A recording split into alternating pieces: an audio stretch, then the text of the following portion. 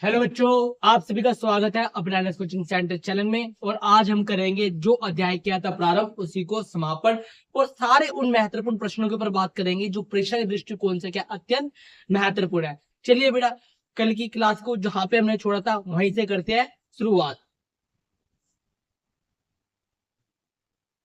बेटा, last question में कहा था पाकिस्तान में लोकतंत्र के असफलता के कारण बताओ, जो कि हमने पढ़ लिया। अब बेटा, पाकिस्तान में बड़ा पूर्ण रूप से नहीं पर आंशिक रूप से सही लोकतंत्र तो है ही, पर पाकिस्तान से पूर्ण रूप से लोकतंत्र की विदा क्यों नहीं हो पा रही है? क्या वो कारण है जो पाकिस्तान को लोकतंत्र से विदा नहीं होने दे रहे? तो बेटा, दो पॉइंट ऐसे हैं जिससे क्या है बेटा, पाकिस्तान में पूर्ण रूप से लोकतंत्र विदा नहीं हो पा रहा। स्वतंत्र और साहसी प्रेस। पाकिस्तान में प्रेस ने हमेशा लोकतांत्रिक मूल्यों को बनाए रखने का प्रयास किया है। सरकार की गलत नीतियों की आलोचना कर जनता को जागरूक किया है। जो बेटा वहां की प्रेस है, जो वहां की मीडिया है, उन्होंने सरकार की नीतियों का क्या किया है बेटा, हमेशा विरोध किया है। मानवाधिकारों का उल्लंघन, मानवाधिकारों का उल्लंघन, मानवाधिकारों का उल्लंघन। बेटा समय समय पर क्या है बेटा, मानवाधिकारों क्या किया गया, उल्लंघन किया गया। और जिस कारण बेटा वहां की जनता ने क्या है बेटा, मानवाधिकार आंदोलन के विरुद्ध क्या है बेटा, वो चलाए हैं। मानवाधिकार आंदोलन चलाए हैं किसने बेटा, उधर की जनता ने। और जिस कारण क्या है बेटा, जो लोकतंत्र है वहां से विदा नहीं हो पाया। बेटा अब अगले देश पे आते बेटा, दक्षिण के देश पे, जिसका नाम है बांग्लादेश। बेटा बांग्लादेश की राजधानी क्या है बेटा, ढाका है। बांग्लादेश की मुद्रा का नाम क्या है, टका।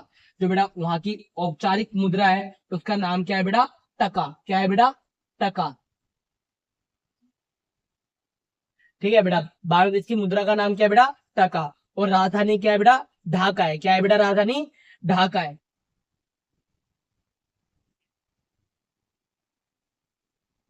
बांग्लादेश का निर्माण और लोकतांत्रिक व्यवस्था का विकास का वर्णन कीजिए। बेटा शुरुआत में ये पश्चिमी पाकिस्तान का ही पार्ट था। ये बेटा पाकिस्तान, दो पाकिस्तान बने थे बेटा, एक का नाम था पश्चिमी पाकिस्तान, एक का नाम था पूर्वी पाकिस्तान। 1947 से 1971 तक बांग्लादेश पाकिस्तान का हिस्सा था। इसे पूर्वी पाकिस्तान कहा जाता था।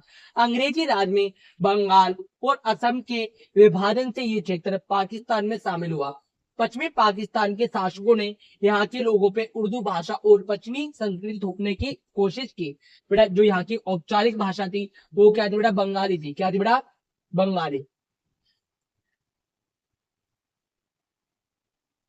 और बेटा जो पश्चिमी पाकिस्तान के लोग थे वो कौन सी भाषा बोलते थे बेटा, उर्दू भाषा बोलते थे। कौन सी भाषा बोलते, उर्दू भाषा बोलते थे। और जिस कारण बेटा इन दोनों भाषा को लेके क्या था बेटा, विवाद चलता रहता। तो बेटा जो पश्चिमी पाकिस्तान के लोग थे उन्होंने क्या करा बेटा, बंगाली भाषा का विरोध किया और उधर के मुसलमानों को ऊपर क्या थोप दी बेटा, उर्दू भाषा थोप दी। ठीक है, ये बंगाली मुसलमानों को बेटा संदेह की दृष्टि से देखा करते थे।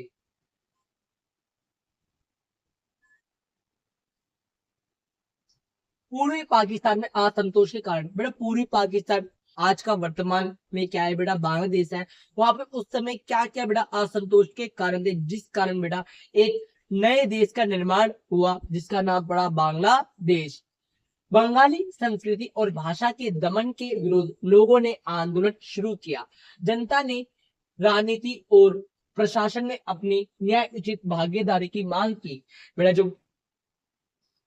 जो बंगाल के मुसलमान थे उन्होंने क्या है बेटा, अपनी राजनीति के अंदर क्या है बेटा, मांग की कि हमें भी राजनीतिक हिस्सेदारी मिलनी चाहिए, सत्ता तक हमारी पहुंच होनी चाहिए, हमें भी चुनाव लड़ने का मौका मिलना चाहिए और हम भी क्या है बेटा, शासन की बागडोर संभाले। इसके लिए बेटा उन्होंने भी क्या है, महत्वपूर्ण कदम उठाए।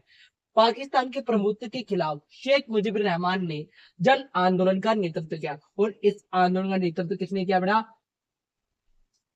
शेख मुजीबुर रहमान। इसने क्या था बेटा, शेख मुजीबुर रहमान। ठीक है बेटा, ये आगे जाके बेटा बहुत महत्वपूर्ण है, इनके बारे में आपको पता होना चाहिए। 1970 का चुनाव। बेटा 1970 में क्या होता है बेटा, पाकिस्तान में चुनाव होते हैं। और 1970 का चुनाव, 1970 में हुए चुनाव में शेख मुजीबुर रहमान की आगामी लीग को पूरी पाकिस्तान की सभी सीटें जीती, लेकिन पश्चिमी पाकिस्तान की सरकार में बहुमत के बावजूद भी सत्ता का हस्तांतरण कर दिया गया और शेख मुजीबुर रहमान को गिरफ्तार कर लिया गया।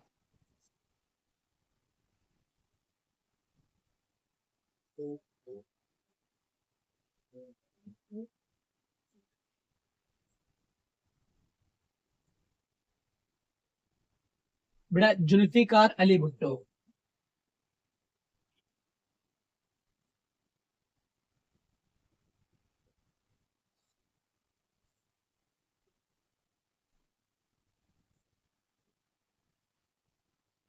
और शेख मुजीबुर रहमान, बेटा ये पूर्वी पाकिस्तान से खड़े हुए थे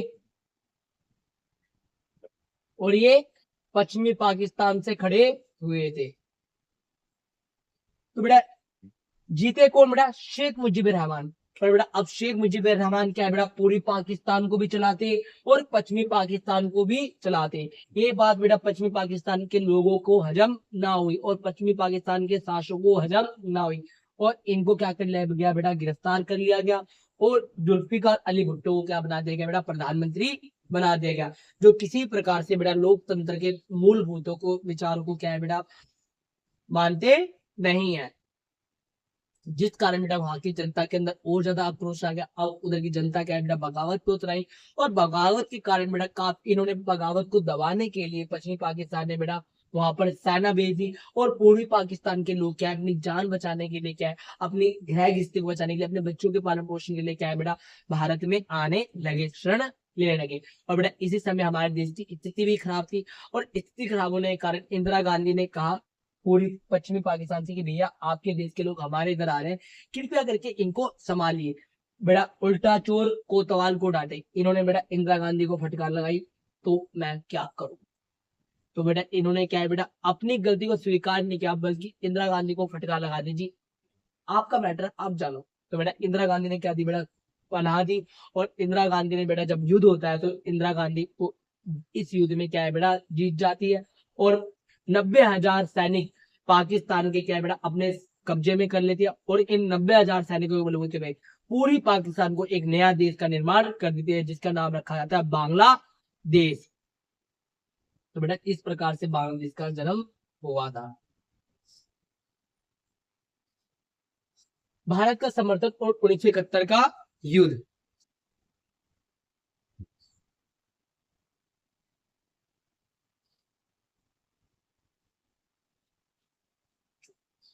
भारत का समर्थन और 1971 का युद्ध। पाकिस्तान की सेना ने जनता के आंदोलन को कुचलने की कोशिश की, जिसके कारण लाखों लोग भारत में शरण लेने आए। जैसे कि मैंने आपको बताया बेटा, लाखों लोग क्या है बेटा, शरण लेने भारत में अपनी जान बचाने गए। भारत ने शरणार्थियों की समस्या और आंदोलन का समर्थन किया। दिसंबर 1971 में भारत पाकिस्तान युद्ध हुआ, जिसके बाद पाकिस्तान की सेना ने आत्म समर्पण कर दिया और परिणाम स्वरूप स्वतंत्र बांग्लादेश को जन्म हुआ और बड़ा एक नए देश का जन्म हुआ, जिसका नाम रखा गया बांग्लादेश। बांग्लादेश का लोकतांत्रिकरण। स्वतंत्रता के बाद बांग्लादेश ने अपना संविधान बनाया और स्वयं को धर्मनिरपेक्ष, धर्मनिरपेक्ष का मतलब बेटा सभी देशों का क्या है बेटा, सभी धर्मों का क्या है बेटा, सम्मान किया जाएगा। लोकतांत्रिक, वहां पे बेटा लोगों के द्वारा निर्वाचित सरकार क्या है बेटा, राज करेगी। समाजवादी, बेटा समाजवादी विचारधारा को क्या ये फॉलो करेंगे। राष्ट्र 1975 में शेख मुजीबुर रहमान ने संसदीय प्रणाली को बदलकर राष्ट्रपति प्रणाली लागू की। उसी वर्ष उनकी हत्या कर दी गई और सेना ने सत्ता संभाल ली और बेटा 1975 में उन्होंने अपने आप को राष्ट्रपति प्रणाली बना ली और जिस कारण क्या बेटा उसी समय उनकी हत्या कर दी गई और वहां पर क्या बेटा सैन्य शासन लागू कर दिया गया। सैन्य शासन और लोकतंत्र की बहाली। 1975 से 1990 तक बांग्लादेश में बार बार सैन्य शासन स्थापित हुआ। जिया उर रहमान, फिर जनरल HM इरशाद, जनता के आंदोलन के दबाव से 1991 में बहुदलीय चुनाव हुए और लोकतंत्र की पुनः स्थापना हुई। बेटा ऐसा लग रहा था कि बांग्लादेश से लोकतंत्र विदा हो जाएगा, किंतु 1991 में लोकतंत्र की क्या हो जाती है बेटा, वापसी हो जाती है। निष्कर्ष, बांग्लादेश का निर्माण जनता के संघर्ष और भारत के सहयोग से संभव हुआ। कई बार सैन्य शासन आने के बावजूद 1951 के यहाँ के प्रतिनिधि आधारित लोकतांत्रिक चुनाव हुए। बेटा नेपाल, बेटा नेपाल क्या है बेटा, चारों तरफ से भूमि से घिरा हुआ देश है, और बेटा अपने क्या है बेटा, समुद्री व्यापार के लिए भारत पे आश्रित है। भारत से कहाँ से व्यापार करता है, समुद्री व्यापार पश्चिम बंगाल के तट से क्या ये व्यापार करता है।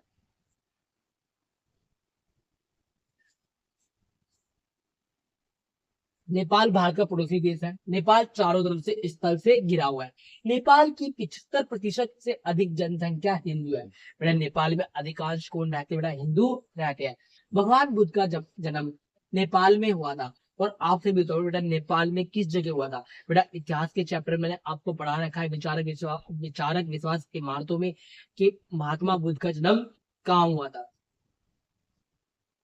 भगवान बुद्ध का नेपाल में जन्म हुआ था। नेपाल एक गरीब देश है। नेपाल में राजतंत्र से लोकतंत्र कैसे आया, बेटा नेपाल के अंदर राजतंत्र कैसे खत्म हुआ और कैसे लोकतंत्र आया। नेपाल में लंबे समय तक राजतंत्र की परंपरा रही। राजा को सर्वोच्च शासक माना जाता था। जनता को शासन में भागीदारी का अवसर नहीं मिला।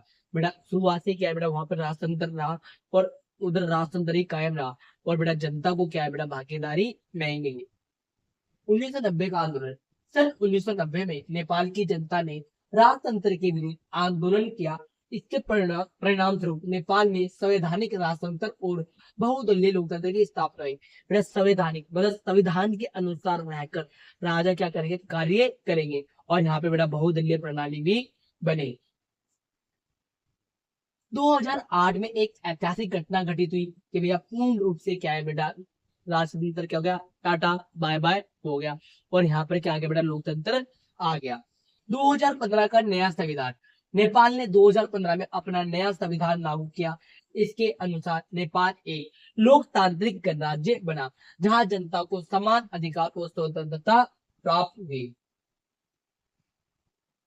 बेटा अब अगले देश पर आया तो दक्षिण एशिया के श्रीलंका। ये बेटा भारत का दक्षिणी पड़ोसी देश है, एक समुद्री पड़ोसी देश है। ठीक है बेटा, श्रीलंका 1948 में आजाद हुआ था। और बेटा प्रॉपर डेट पूछी जाए तो मैंने आपको प्रॉपर डेट बता रखी है, चलिए बेटा दोबारा बता देता हूँ। 4 फरवरी।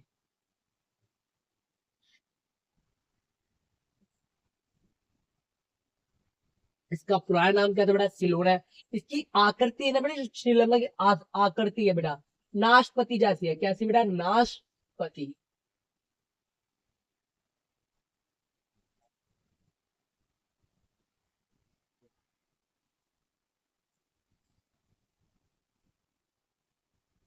आजादी के बाद से सफल लोकतंत्र कायम है। मूल निवासी बेटा यहाँ पे सिंगली है। बेटा समस्या क्या है, जातीय संघर्ष। बेटा बेटा वहां की समस्या क्या बेटा, तमिल और सिंगली भाषा।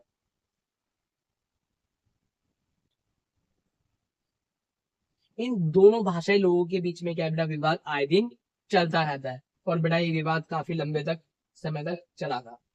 श्रीलंका में जातीय संघर्ष और लोकतंत्र का वर्णन कीजिए।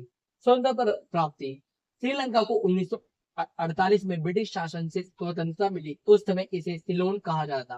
बहुसंख्यक सिंगली, बेटा वहां पर सिंगली भाषा बोलने वाले क्या है, ज्यादा लोग हैं, इसीलिए बेटा सिंगली में बेटा किसका श्रीलंका में किसका दबदबा है बेटा, सिंगलियों का दबदबा है। तमिल समुदाय की स्थिति, भारत छोड़कर श्रीलंका में बसे तमिल लोग वहां की जनसंख्या का बड़ा हिस्सा था। उन्होंने बराबरी के अधिकारों और संसाधनों की मांग की। बेटा जो तमिल लोग है बेटा, वो क्या है बेटा, वहां पे बराबरी की हिस्सेदारी और संसाधनों की मांग करते हैं। लिट्टे, इन्होंने बेटा अपना एक संगठन बनाया था, liberation of tiger Tamil Eelam. 1983 के बाद तमिल संगठन liberation of tiger of Tamil Eelam बनाया गया था। श्रीलंकाई सेना के साथ सशस्त्र संघर्ष किया, मतलब श्रीलंकाई सेना के साथ क्या है बेटा, हथियारों के साथ क्या युद्ध लड़ा। भारत की भूमिका, 1987 में भारतीय सरकार ने शांति स्थापित करने के लिए श्रीलंका में हस्तक्षेप किया और भारतीय शांति सेना भेजी, लेकिन 1989 में बिना लक्ष्य प्राप्त किए उसे वापस बुलाना पड़ा। बेटा राजीव गांधी के समय में शांति सेना भेजी गई, और जब बेटा वो चुनाव में हार जाती है तो बेटा पाकिस्तानी सेना वापस बुला ली जाती है, मतलब जब प्रधानमंत्री के पद पे नहीं थे।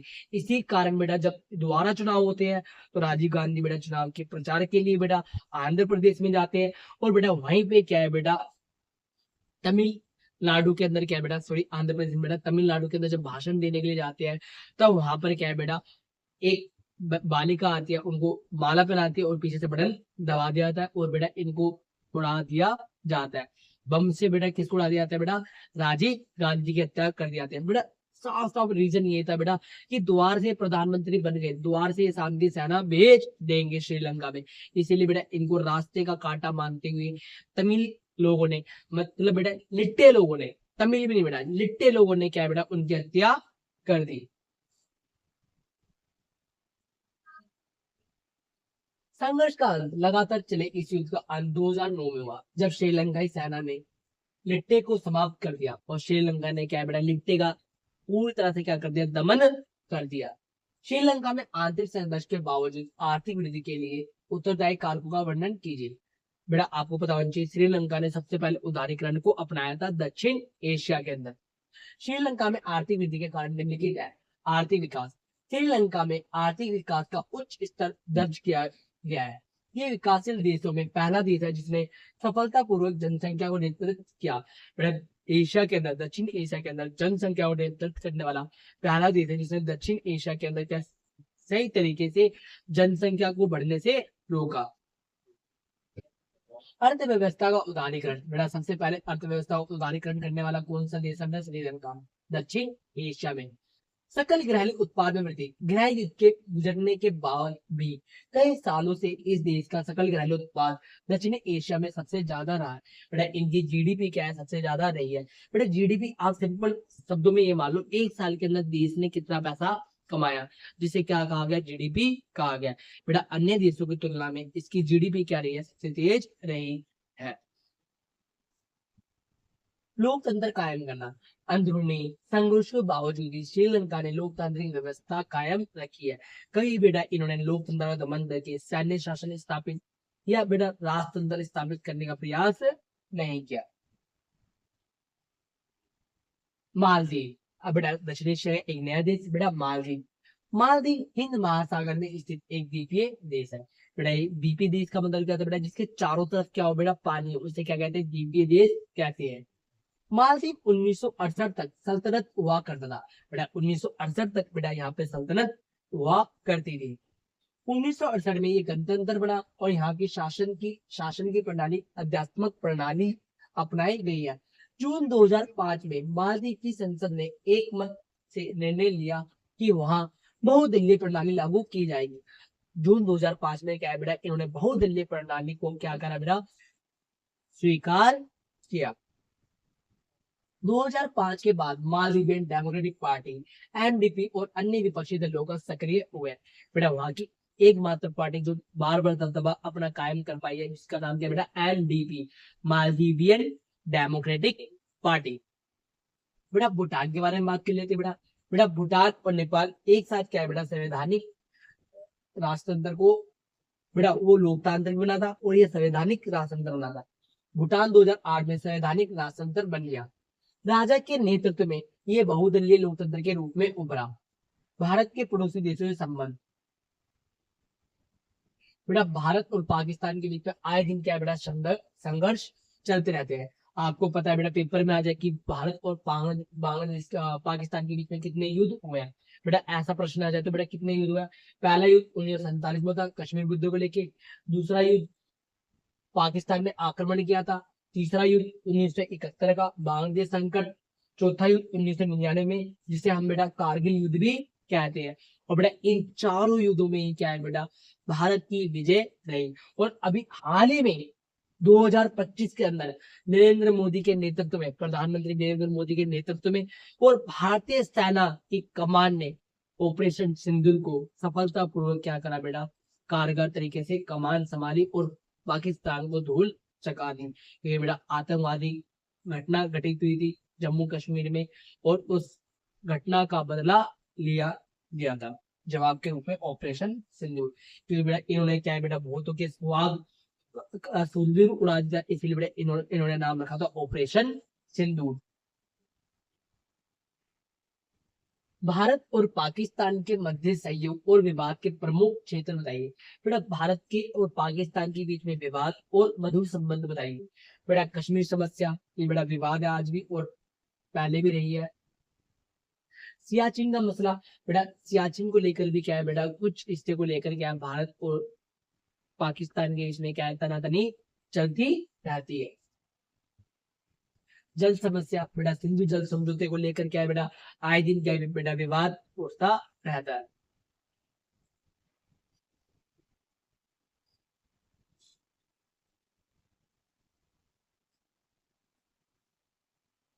और बेटा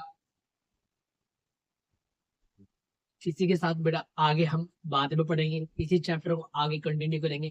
अगर आप चाहते हो बेटा समय पर आपको सारी की सारी वीडियो मिलती रहे और इसी प्रकार आपको नोट्स के साथ पढ़ाया जाए, और अगर आप चाहते हो बेटा आपको पीपीटी के द्वारा पढ़ाया जाए तो आपको पीपीटी के द्वारा भी पढ़ाया जाएगा, और आप चाहते हो बेटा आपको इसी प्रकार नोट्स से पढ़ाया जाए तो बस कमेंट में आप लिख दीजिए लेट्स जॉइन एनएस, और वीडियो को लाइक करें और ज्यादा से ज्यादा अपने दोस्तों को शेयर कर दीजिए। और अगर आप हैंड रिटन नोट्स की पीडीएफ चाहती है तो आपको डिस्क्रिप्शन में मेरा नंबर दिया गया है, आप डिस्क्रिप्शन में नंबर दिए गए नंबर पे कांटेक्ट कर सकते हो, नहीं तो मैं आपको लिख देता हूँ 8826972783।